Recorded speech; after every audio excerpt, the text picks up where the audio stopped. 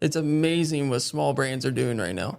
I've seen multiple medium to large size ranches come out with their own apparel line. Yep.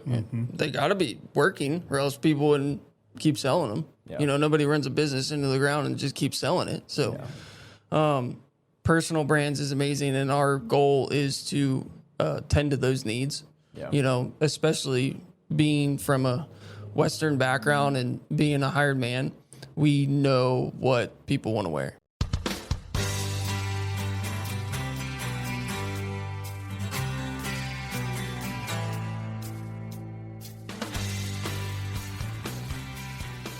Two Gun Western Apparel's own Kameron Bumgardner made his way into our studio this week. Now, Kameron shares a unique story of a veteran, former bull hauler, ranch hand that's kind of done it all and turned one side hobby into a booming Western apparel small business in Joliet, Montana. We'll dive into his background and how Two Gun Western became a reality, along with hear the latest news in the cattle and grain markets and see what's shaking up in this week's Ag Headlines. All that and more on Next Year Country. Welcome back to another episode of Next Year Country, brought to you by BNSF Railway. Since 1954, BNSF has partnered with American ag producers, innovating to make the U.S. farming supply chain one of the most efficient and productive in the world. Thanks once again for joining us on Next Year Country. I'm Colton Young alongside my fellow broadcasters, not the Banter Brothers this year. This week are the Ag Amigos, Andy Schwab and Coulter Brown. Now, Coulter, you've been on the road once again this week over at the 50th anniversary of Montana Range Days. I know you serve on the board of Montana Range Days. How are things over in Malta this week? Oh my gosh, it was just amazing. I mean, first off, driving up there, it got rained on most of the way, and Phillips County, at least the southern portion, didn't get north of Malta, but oh man, it is green, the grass is tall, folks are in good spirits. It was just a lot of fun. And then of course at Range Days, it's mainly a youth focused event, so we had 100 kids out there learning about the rangeland and what it all means. And boy, it's nice to show them something that looks that good. Not always is it that green and lush. So it was a lot of fun in Malta this week. And Andy, you and I were stuck in the office doing all the work all week. Yeah, it was a good time. We actually had a really good time here. I don't know why Coulter would ever want to leave this office and go out of it, because we have a really good time.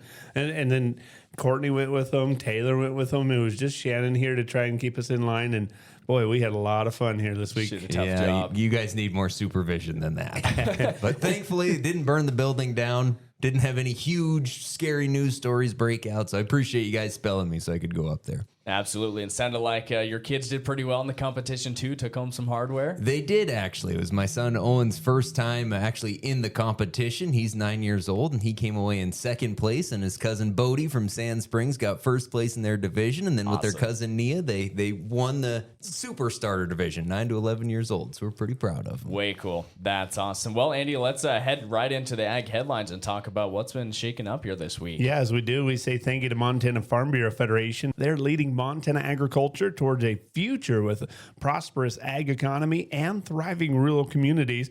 Become an advocate with Montana Farm Bureau Federation to help protect the future of Montana agriculture. Learn more at mfbf.org. Well, as we get into our headlines this week, I think the biggest one that we certainly have to start off with is the Senate Farm Bill. The Senate Ag Committee Chairman John Bozeman out of Arkansas releasing his Farm Bill text. Of course, we saw the House pass their version of the Farm Bill, and now this one coming from the Senate. Possibly one of the biggest things that I noticed in difference between them, between the House and between the Senate, was the fix for California's Proposition 12 is not in the Farm Bill for the Senate, which in my opinion was a little bit of a surprise because it seemed like that was kind of a hardline issue.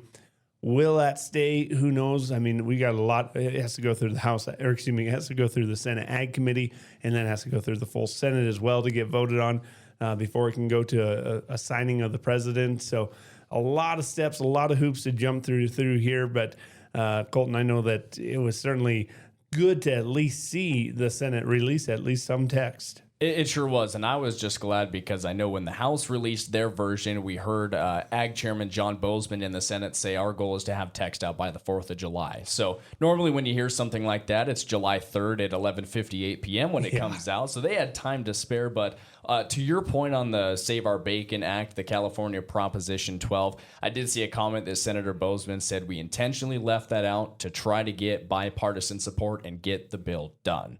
Well, and I think a few important things to note on this. Obviously, they're calling it a skinny farm bill because most of the money that was spent was last year in the One Big Beautiful Bill budget reconciliation that did increase our reference prices. So that was a big win for farmers. And so what's contained in this one, if it doesn't have that big action? I was going through just I don't know, a dozen things at least that jumped out to me. One, not on the crop side. Of course, most of the farm bill is focused on crops, but it's going to expand livestock indemnity protection for unweaned livestock, establishing some new weight categories so you can get paid for those calves that you lose. That's beneficial. Money to help cover transportation costs for hauling feed and water. And then also looking at natural disasters. We have seen almost year after year ad hoc disaster funding, trying to allow states to administer that through block grants. So that's just a couple of the things included in this farm bill. Our sheep producers will be happy because it also directs them to look at a sheep risk management program for lambs, something that we haven't had here in about 10 years, maybe more than that. So that's a big win, and I know Ben Lefelt at Levina, president of the ASI, has been pushing for that one. You bet. I thought another interesting point, and we've seen this come in and out of several bills and versions, but there's continued talk, especially in the Midwest, about E15 sales. Of course, that was left out. They're trying to get it passed separately right now, and we did see President Trump this week also talk about the urge of getting E15 passed as well. Yep, a lot of hoops to jump through still, as we mentioned, so we'll see what the final bill looks like if they can get it through the Senate completely. But another thing that's coming out of Washington, D.C., just right before we got on here, Supreme Court of the United States coming out with a roundup decision, the glyphosate case, saying that state law is not able to preempt the federal law.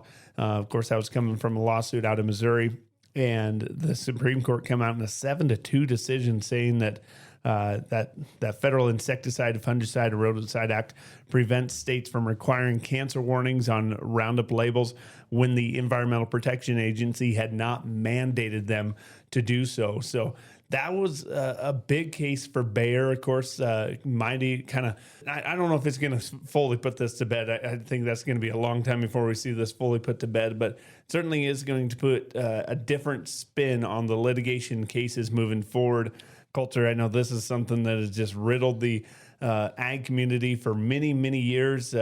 All these litigation trials through the years from when it was Monsanto, now Bayer, but something that is probably a very big key cornerstone piece that's going to be talked about for decades to come, I think. Well, it is, and I don't think Roundup's going to be out of the courtroom anytime soon here. And one of the interesting things to me as I read that court ruling is Bayer is not going to say, well, we don't owe any money. They are still working through the settlement. I think it was a $7 billion settlement, I want to say. Yeah. And so they're still going to go through that process, kind of hedging their bets, trying to get out of this lawsuit that they inherited when they bought Monsanto. So it's still going to go on, but I think brings some clarity to the issue that we've seen as these lawsuits have stacked up over the years. So we'll see how it all shakes out, but I think Bayer is still going to have a pretty hefty price tag that they'll pay to settle all the lawsuits.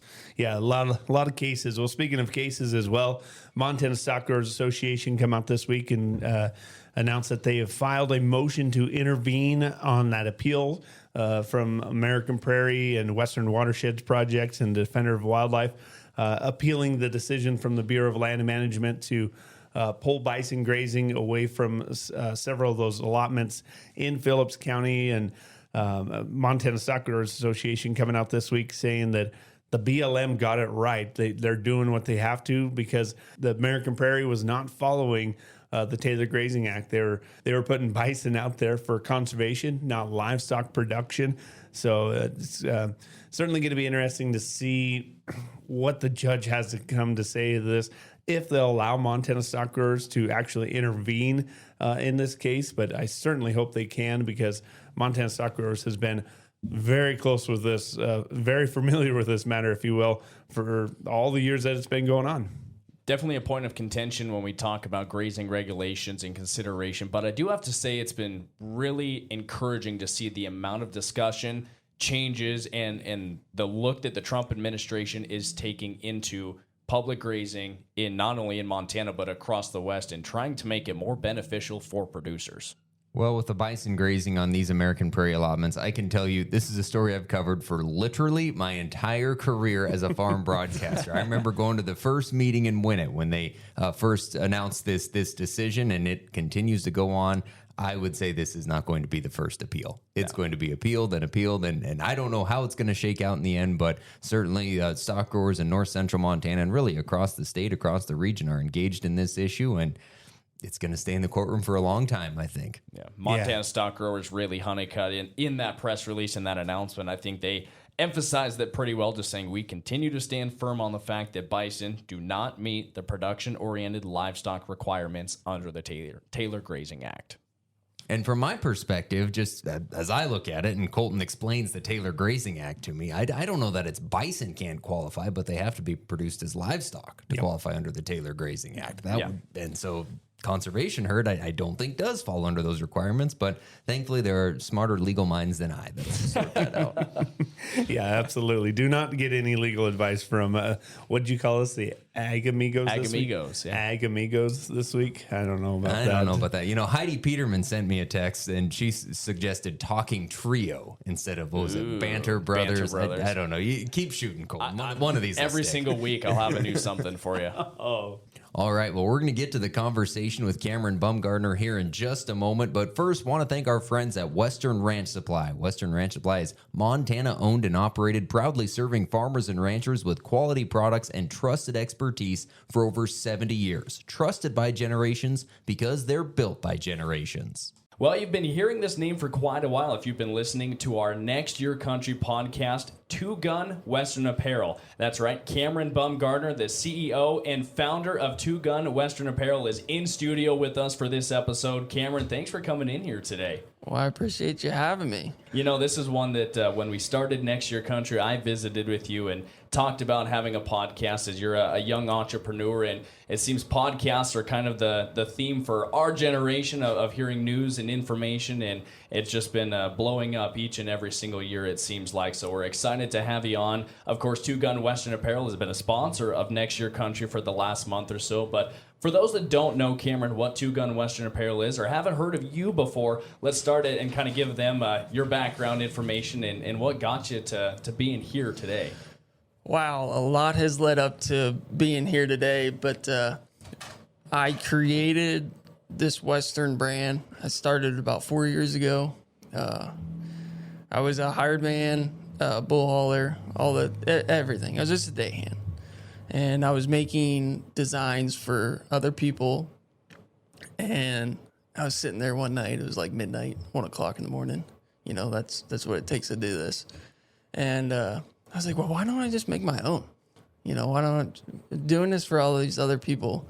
And I love to do it, you know, even if it means moonlighting it and tiring myself out for the next day. I was like, well, why don't I just do it myself? So I made a couple, ordered some hat patches, bought a Vevor hat press. Everybody loves Vevor.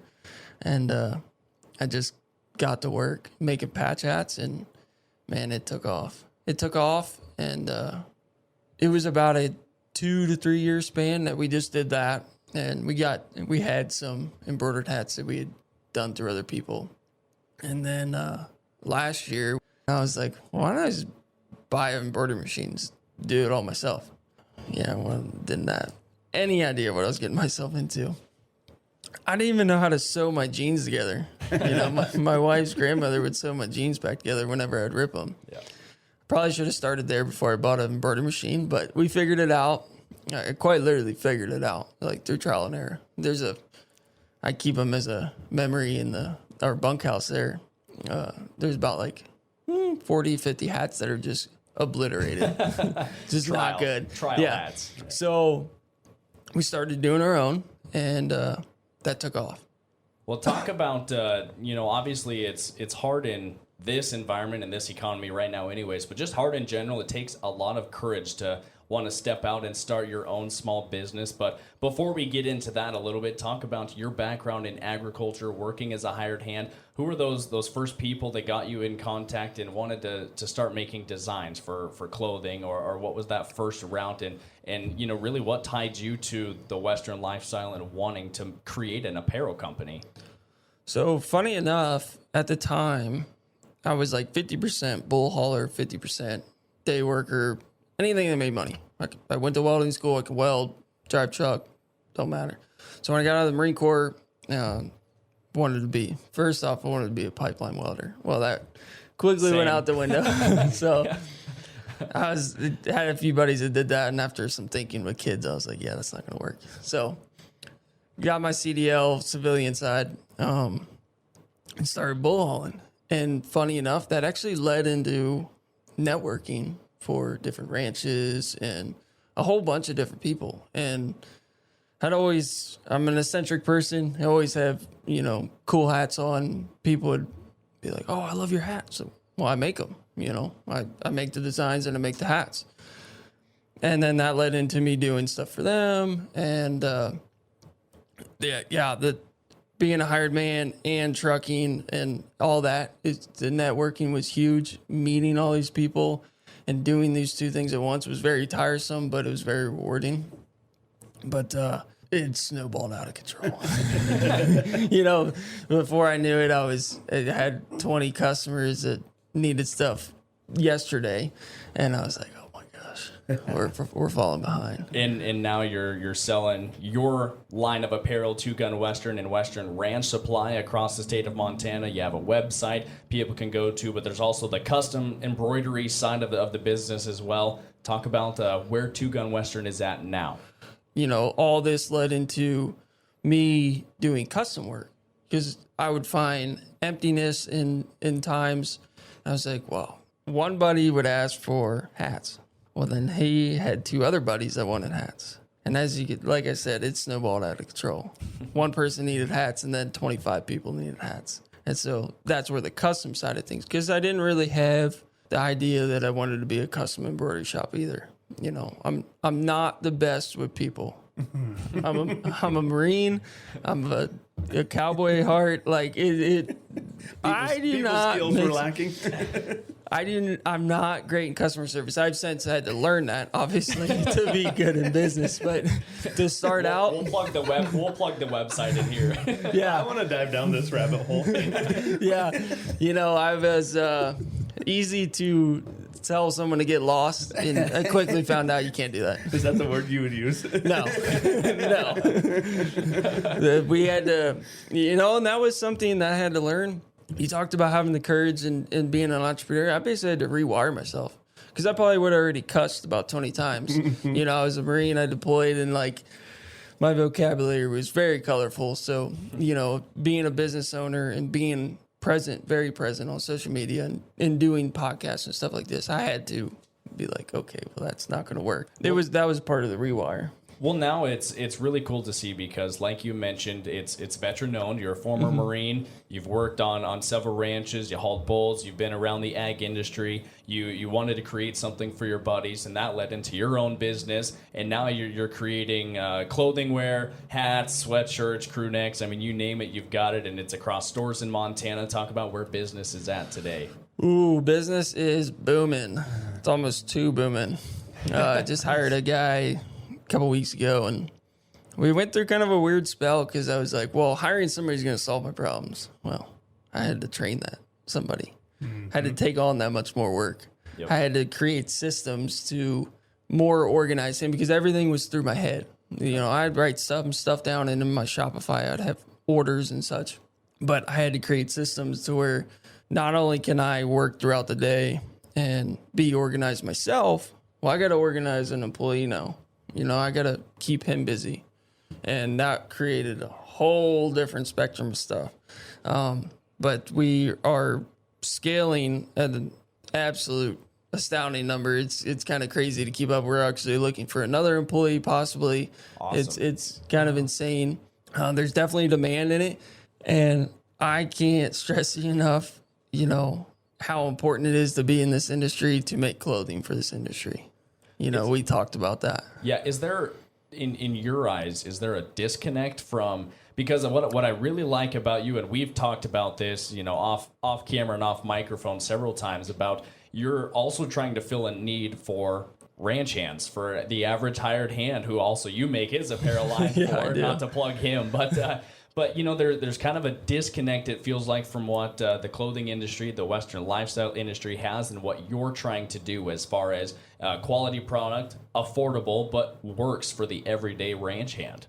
So I will plug Turner Average Hired Man. I have made all of his hats. If you have an Average Hired Man hat, that came from our shop. Yeah, you're welcome. It's weird. I was at the Nile, and I just passed a kid that was wearing an Average Hired Man hat, and he was like, it comes into the whole thing, like, even if I pass somebody wearing a Two Gun hat or something, it's weird. It's like, they have no idea. Yeah, I've had a couple of people ask me, it's like, what happens when you run into somebody that's wearing Two Guns? I was like, I don't really know, because like, if I go up to them and be like, hey, I made that, like, where does the conversation go after that, other than like, thanks for supporting? You know, it's kind of like an awkward, like, hey, yeah, I made that. Yeah. And then go on. But a lot of the big names we see are hedge fund owned anyways. They're all big corporations. And there's a slight disconnect for sure. Because when you sell out to a corporation like that, they're looking for profits. Yeah. Obviously they do have R&D, and they talk to the people. But there is a slight disconnect. The button thing, having 3 buttons on your wrist, on your collar. Some people might only have 1, and that's the difference of like maybe 10, 20 cents. But you times that by 10,000 shirts they just bought. Mm-hmm. Well, someone thought about that. If they take the 2 buttons off, they save a little money. Yeah. But as everyone talks about, with the 1 button on the wrist, you go to Dally and it pops off. Right. Yeah. Then you just get an open shirt. Floppy. Yeah. So that's one of those things that there's a slight disconnect. And that's also another hard one, because we are seeing a shift in Western wear that 85-90% of people don't even ranch in it. Yeah. So there's that difficult part too. They're not really marketing to the working class, Yep. The ranching class, I should say, not working class. Mm-hmm. Yeah. So that there is a disconnect, but how important that disconnect is a little difficult to pinpoint. Yeah. Well, to like our listeners here for Next Year Country, the average producer, agriculturalist across our Northern Ag Network region, what is your goal for your business, and how you can either draw them in? We've talked about your clothing line, of course, Two Gun Western Apparel, but then also you have the custom embroidery side. And I don't know a ranch or a farm in Montana that doesn't have at least a T-shirt or a hat that says whatever farms or ranch, or their brand on it, their logo of some kind. That name recognition is so important to producers, and it gives you a sense of pride. So what is your goal for your company, and being able to connect with those producers and be able to supply them with something that they can be proud of? Ooh, so we branch off of the big corporations, and we get into the side of things that we're seeing in social media right now is personal branding and small brands. It's amazing. It's amazing what small brands are doing right now. I've seen multiple medium to large size ranches come out with their own apparel line. Yep. Mm-hmm. They got to be working, or else people wouldn't keep selling them. Yeah. Nobody runs a business into the ground and just keeps selling it. So personal brands is amazing, and our goal is to tend to those needs. Yeah. Especially being from a Western background and being a hired man, we know what people want to wear. Yeah. And that's been the biggest thing along this whole thing, with me building other brands for people, their clothing line, and my brand, is knowing what people want to wear. I mean, that's what it comes down to. If nobody wants to wear your stuff. When you look at the, of course, we're speaking agriculturalists all the time, and up here it's a lot of cow-calf operators, and there's the sheep producers that think about wool, but we don't have the cotton producers here in our country, but we do in like Texas and stuff, but talk about the textile or the fabric market itself. Where do you source your fabric from? How's that been, through your experiences of we see it all the time, and input costs for producers is just on the rise like crazy. How's the inputs for you? This is I'm glad you asked that because I wanted to get into this. The end goal of what you just asked is almost under wraps for me right now. There might be some R&D going on right now. Awesome. Yeah. You can find that at Two Gun Western. Yeah. Because obviously, you know, in the position I'm in, we're forced to go overseas. Yeah. There's no question about it. You know, if we want to be on some Filson level, I do not have $200,000 laying around to just throw at R&D. Yeah. You know, to make the stuff here. To say that we might be able to make that happen, possibly. We might be throwing some stuff together, but the textile thing is difficult. I know there's a wool producer in Bozeman that, so if we went the wool route, we would. Ducksworth? Well, yeah, 100%. My goal is if we can, source as much as we can and do as much as we can in America.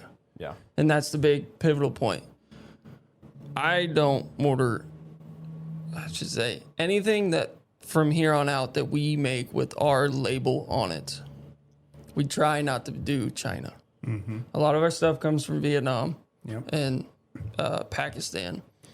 China, I've had such bad luck with China. Wow. With China stuff, like China hats, China shirts. I've had such bad luck with them. Yeah. I got a couple samples from China when we were doing the pearl snaps. I wore it for legitimately 2 to 3 days and the buttons popped off. I was like, well, that's not going to work. Yeah. You know, I want to stand behind our product, and it's taken a little bit longer than I thought to get stuff to market. Yeah. But I will not sacrifice quality for my personal benefit, you know, because awesome. in what I'm trying to do, return customers is, you know, 95% of it.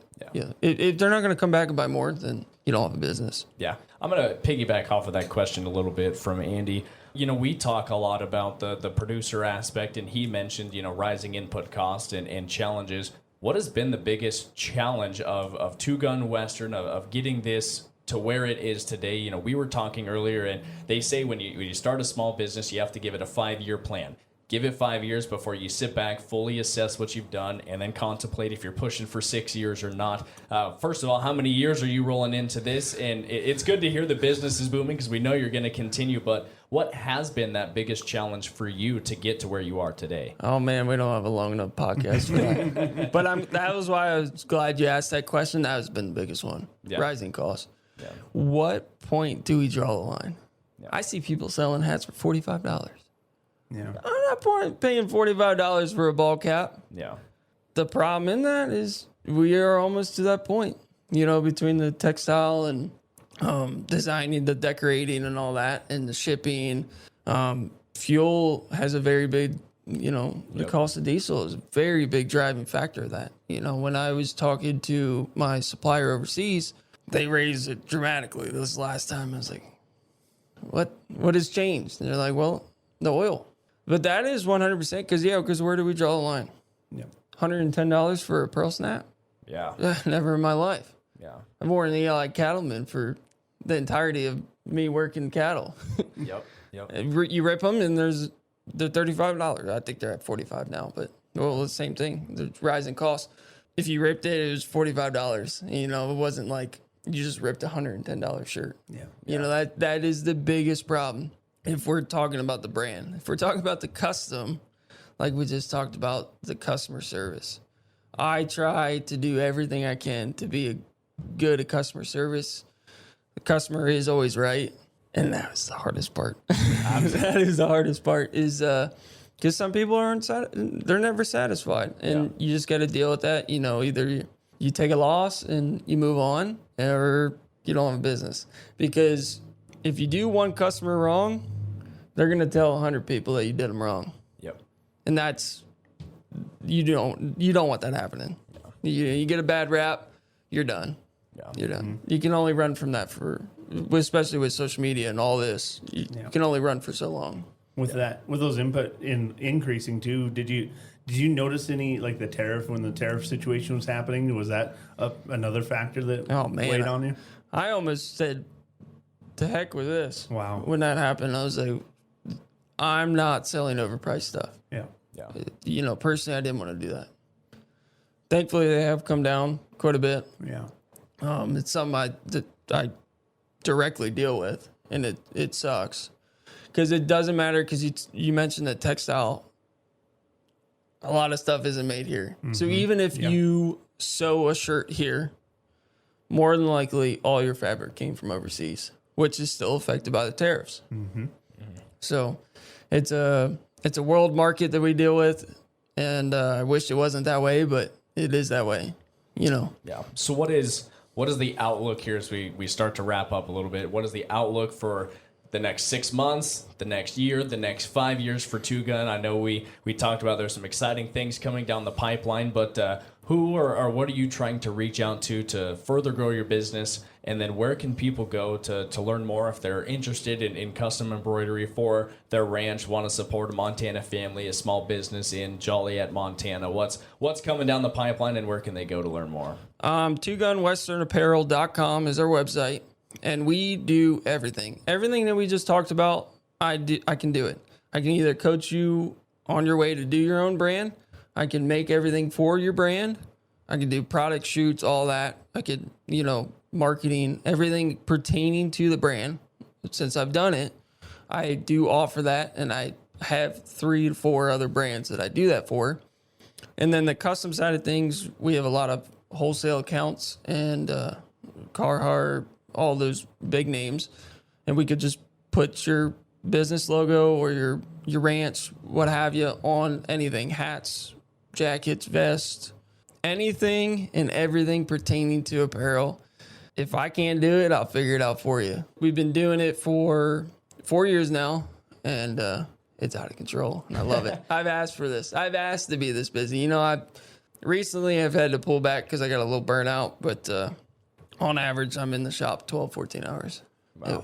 Awesome. When we were moonlighting in, when we were first starting out, I slept in the shop a lot. Yeah, it's fun. It's fun following you on social media. And one thing I forgot to bring up that I want to is it's cool when people can send you their logo, their design, their brand, or whatnot, and you'll create any type of image they want. And your latest drop of apparel, the spur surfing shirts, and it was just a cool image of somebody standing on a horse on the saddle surfing, and you drew that. Talk about the artistic ability you have. Where did that come from, and has that always been kind of a passion of yours? Yeah, so funny enough, I've always been an artist, and when I went to do this, I just figured out I want to make art and apparel, and I'm figuring out how to make money doing it. Yeah, that's what it's all about, and that's I just found it. I just the one day I was just messing around on Adobe Illustrator 4 years ago, and I was like, I think I could do this. Yeah, I was going to ask this earlier too. Where did the name Two Gun come from? Oh, yeah. So, man, I was sitting there in my double wide trailer, sitting in front of my Mac. Sitting in front of my Mac, it's like, man, because brand recognition is big, and you want something recognizable, simple, to the point that you can put on apparel and not be 7 words long. I was like, man, cowboys back in the 1900s used to carry 2 pistols. What if I just call it 2 guns? And funny enough, you look at my hat, 2 guns with the S isn't proportionate. Yeah. So I dropped the S, and then it was just 2 gun. Gotcha. That's cool. I never would have even thought about that. Yeah, because it was 2 guns to begin with for the first 5 days that I thought of this idea. Yeah. And then I put the design on the hat. I'm like, because I got OCD, obviously. And I was like, well, that doesn't look right. And I have that goes into, I have the ability to do that. Yeah. And a lot of people compliment me on that when I'm going to do their apparel, because I'll just do it naturally. I'll fix stuff like that.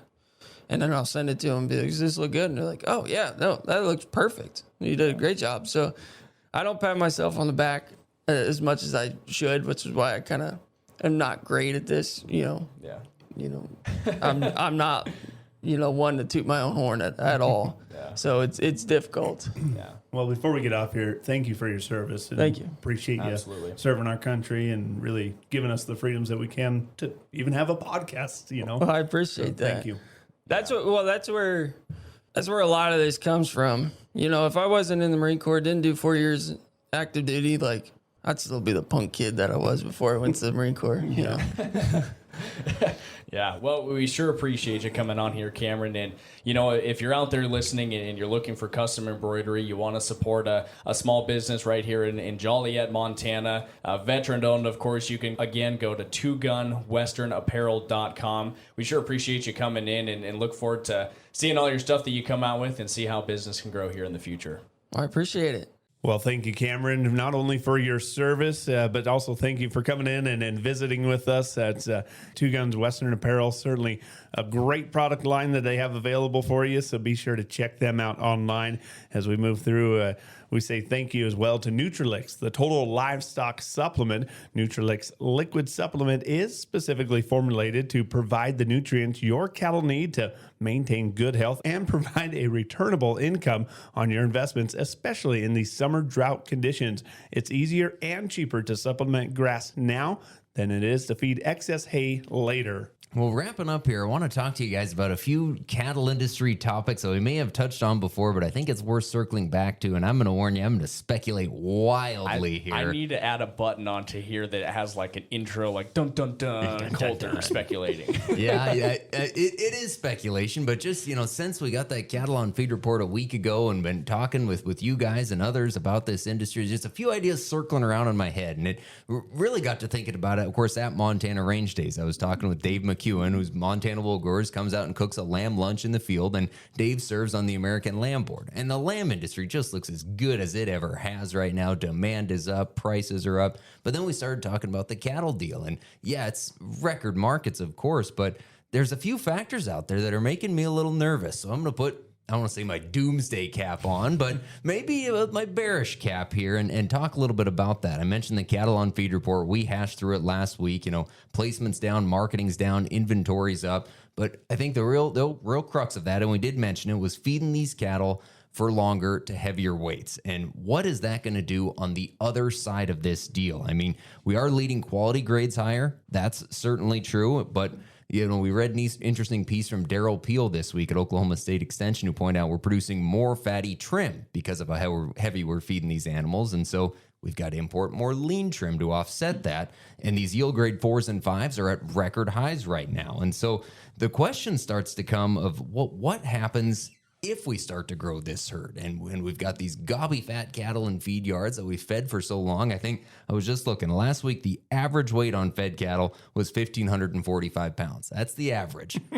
Wasn't that long ago, it was several hundred pounds less than that. What does that do on the other side of this? If we keep these feed yards full of these heavy cattle, that could put a big pinch on the cattle feeding industry.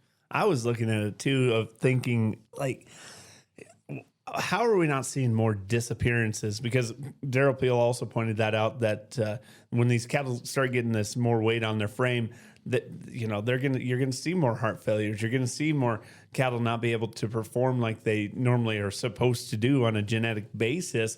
But I was thinking, well, I wonder if we're going to start seeing more of these disappearances, the cattle that, you know, come out of the feedlots either due to the, you know, passing away or going back to a pasture potentially.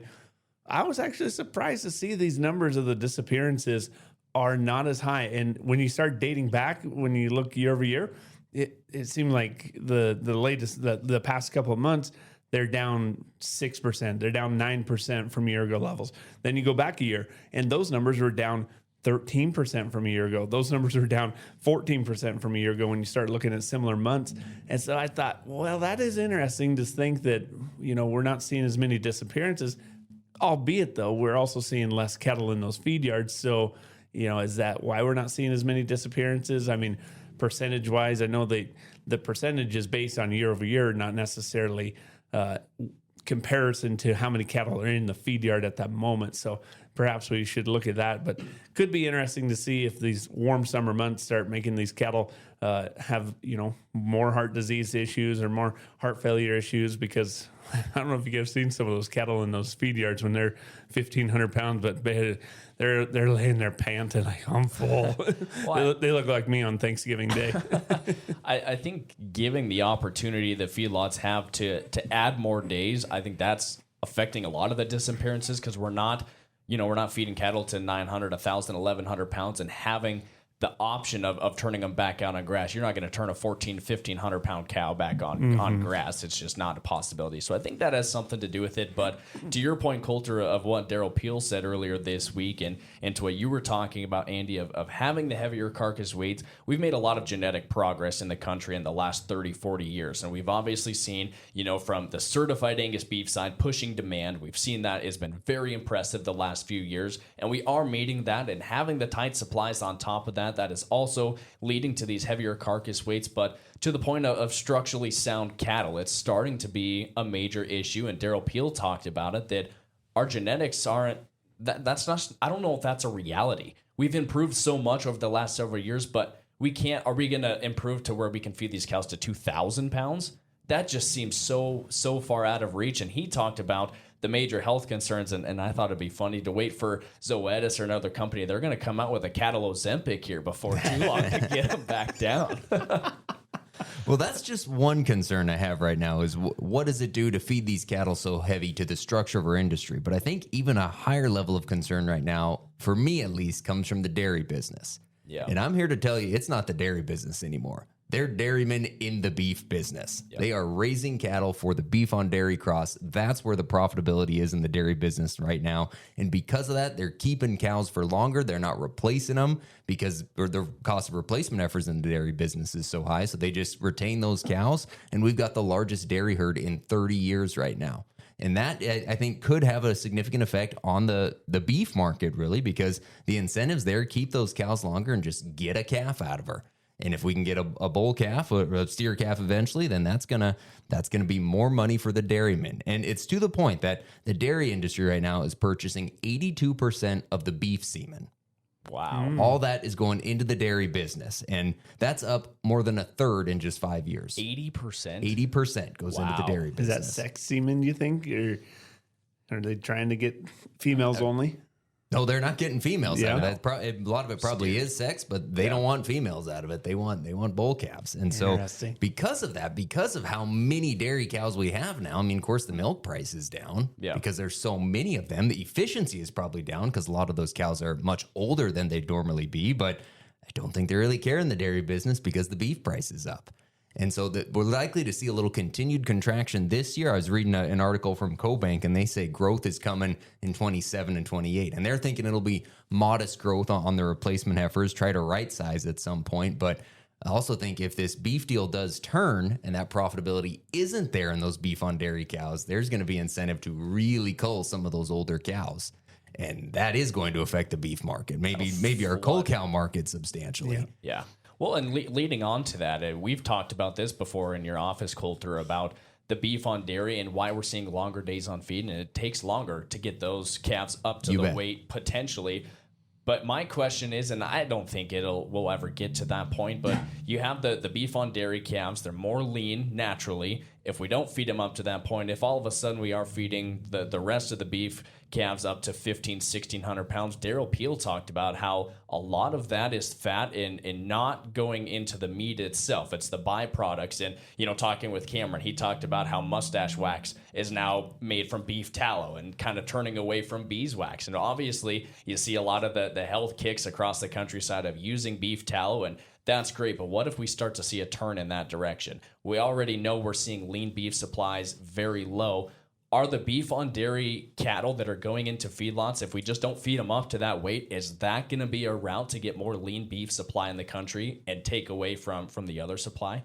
It sure could be potentially. And I think you make an important point there, Colton. When we first heard about this beef on dairy idea really taking hold, there was concern that we're just cutting our own throat as guys that have feeder cattle. We're creating more competition for ourselves. And we haven't really seen that materialize. I don't think the price of Northern Angus or Hereford feeder cattle has gone down because of beef on dairy, because it's not a one-to-one comparison. You mentioned the feed efficiency of those beef on dairy calves. I think the quality is not going to be the same as an Angus feeder steer that comes out of Montana or Wyoming, but there is some level of competition there. And again, I'm just speculating wildly here, but what happens on the other side of this beef on dairy thing if the beef herd starts growing?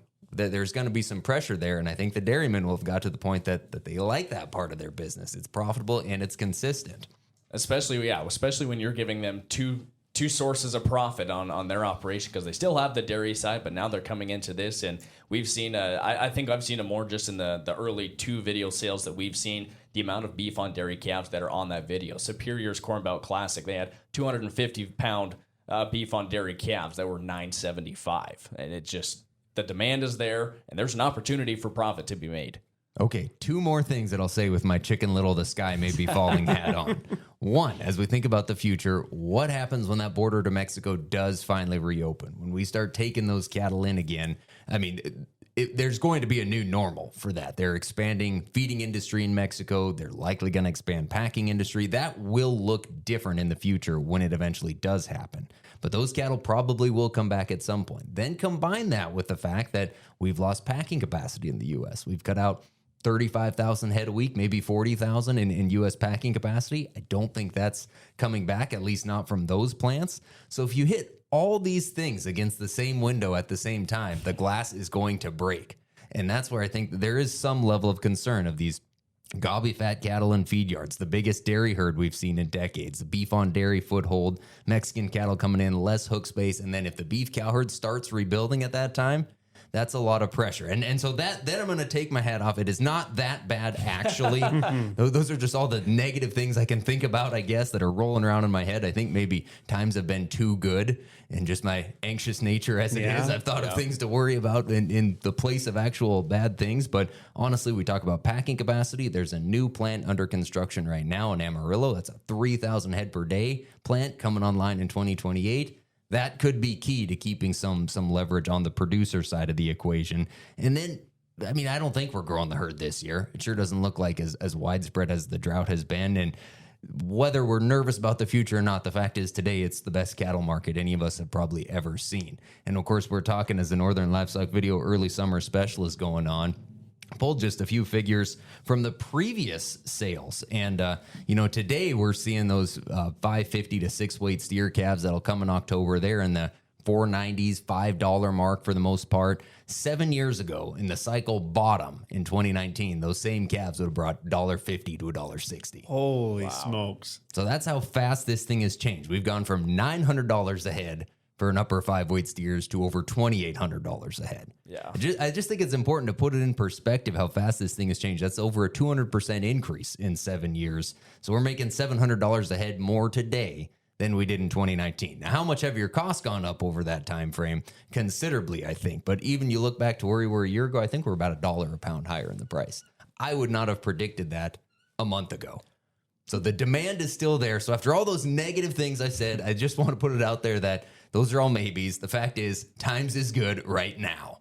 It sure is. And I would like to come back to the processing plant a little bit. You talked about the new one that's going to be up commercially for 2028.